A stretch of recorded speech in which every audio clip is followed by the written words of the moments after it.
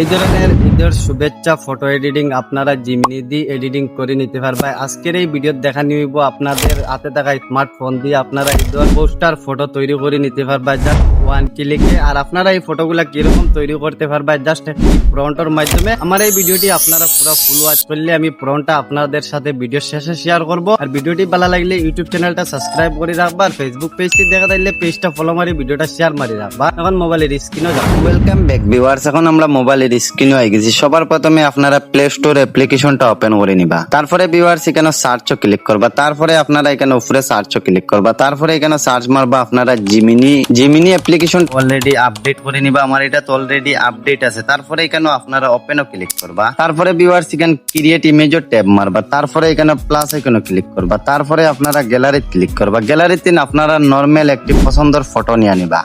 So viewers এখন আমার normal একটি ফটো নিয়ে নিয়েছি। তারপরে এখানেও আমরা এখন একটি প্রম্পট দিতে লাগবে। আর এই প্রম্পটটা আপনারা কোন জায়গা পাইবা আমি ভিডিও শেষে স্ক্রিনে শো করাইমু, আপনারা এখান থেকে নিয়ে নিবা।